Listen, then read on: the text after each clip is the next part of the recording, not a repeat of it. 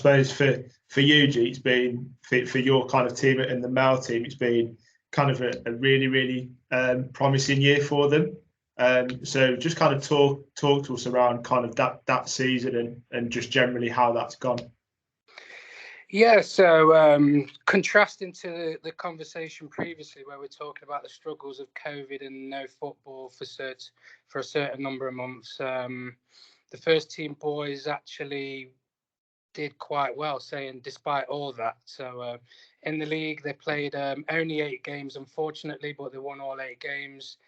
And I don't want to go into how the league finished kind of thing. That's for another Zoom call and conversation. But yeah, they lost the league on goal difference on the last day of the season, with West Brom playing 2 more games and only beating us by 2 goals. So that was disappointing. But all in all, a very positive year. We got to the quarterfinals in the National Cup. A little bit disappointing to be knocked out away at Swindon. We didn't really give the good credit of ourselves on that particular day. But yeah, we only let 5 goals in the league in 8 games. And I think with football and education over the years, it's scoring lots of goals and conceding a few as well, where this season, our defensive record was really sound and solid. So a good year despite everything that's gone on. Obviously, learners and pathways, what they're going to do after they've left the course, that's a positive as well. We've got a couple of students going to America, a few going to university, doing degrees in sports science and sports. So yeah, results and trophies are important. We all want to win, but that pathway of further education or what our students do in the future is just as important as well. Maybe kind of similar question to you, kind of how, kind of on the grass, how's that season gone for you? It's been a tough one. The girls side of stuff, we thrive on a good pre-season. Obviously, it was a bit start with, we didn't really have one because of the pandemic and things, and that tends to be when the girls side come into their own a little bit, and that's when they get to know each other better and whatnot. But so we've been kind of, as the season's been going on, we've been getting closer and closer. So this side of Christmas, we kind of hit that, and we came back, and we were off on a run, went running basically, and we started playing, put in some really good performances, and we were competitive in the league. Not so great in the cup. That was before Christmas, of which, like I say, we kind of struggled because the togetherness kind of thing. But as the season went on, we were, like I said, we were a lot better, a lot more competitive. Some of the girls, obviously, first years, and I'm sure that the rest of the lads would back me up and say they get, and the lads for it as well. The students get to a point where they grow up. It's really weird how, they'll be their old selves, as it were, and then they get to a point and they'll suddenly just become they'll become young adults, and they take a little bit more responsibility on things. And like G's mentioned earlier about we've become the mentors and things, and then obviously we're guiding them in through that. And from the girls' point of view, with ones going off to do various things, the first years have kind of stepped up, taken on a little bit more responsibility in terms of playing, but not also off the pitch as well, in terms of organising other events and things and stuff like that. So it's been a different season for us in terms of the playing side of it, but off the pitch, I think it's been a very, very good and standout one for me, really. So, Con, just going to come to you now. Obviously, you've come through the pathway as a player. Obviously, now being involved as a really important member of the coaching staff. What did kind of you expect as a player coming during that time? But then on the flip of that, as a coach now, is that something that's really important to you to instill and keep doing that? And how do you think your experiences of the programme have kind of helped you to shape how you are as a coach delivering on the programme now? Yeah, I think my experiences as a player have definitely helped me coming on as a coach. So I know exactly what the players really expect from us, how they expect us to coach and deliver the whole course as a whole. But I think being on the course is one of the best times of my life. And that, like G said earlier, it's a course that you'll all enjoy as a football lover. But beyond that as well, making friends for life really through the course, coaches that you'll still stay in contact with after the course, etc.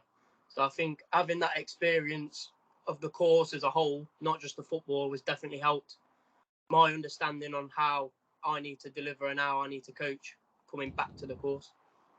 Yeah, brilliant. I suppose you've kind of coached across all three of the groups this year, and I think that's really, really evident in some of the sessions that we deliver, but also how we communicate with the players as well, which is really, really good.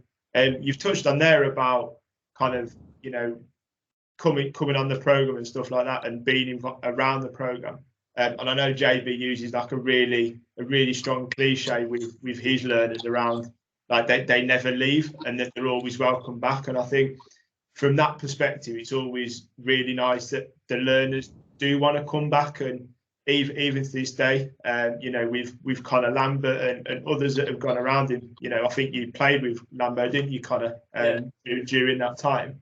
And you think Connor's left 2-3 years ago, but at the same time still kind of communicating with him, still shouting about how well he's doing. And Connor's not the only one, and he's not going to be the only one previously, and he's not going to be the only one in the future. And that's really, really important, and it's good that and testament to what the work that we do with the learners, that they are able to kind of share that with us and want to come back and be a part of what we can do kind of later on during their careers, whatever that comes back in. So I think from a coach's point of view as well, like the lads that I've played with that are now left and have not necessarily got a connection with us, but they still have that relationship with G or myself or JB, even though they've left the course. Us as coaches still want to know how they're getting on, where they're playing football, what are they doing work-wise, things like that. So like JB, you're saying, the connection never really goes, which is a good thing for both sides, I reckon. Yeah, absolutely. I think that's probably the biggest one. And I think that we kind of, I think we always talk about it towards the end of the year, where you kind of got your learners going off to different places and various avenues of what they're doing, but ultimately they always want to come back, and it never really kind of, I suppose, hits them until kind of they do kind of go.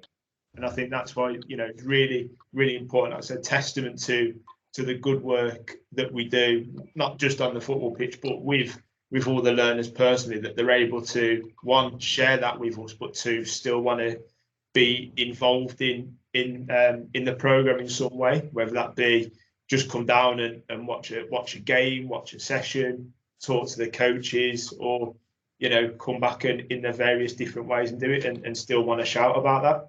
Yeah. I was just going to move on to kind of the second years and first years in isolation. So what kind of things the second years are going off to do and stuff like that. Obviously, we are predominantly the football side of it, but with the partnership with college as well. Talk around some of the exit routes that we can provide as part of the program and how we can help with that. So, JB, do you want to start with some of kind of your second year, some of the things that they're doing, who they're doing them with? Yeah, so there's a couple, a variety to be fair. But, one is Jo's going off to America, who you wouldn't have thought would have gone in her first year. She's kind of grown as a player and as a person, to be fair. And now you wouldn't expect anything other than for her to go and play in America. There's a couple others going to university locally or even further afield to do various things in terms of sports coaching and teaching. In terms of we've had physiotherapists, sports therapists. We've had.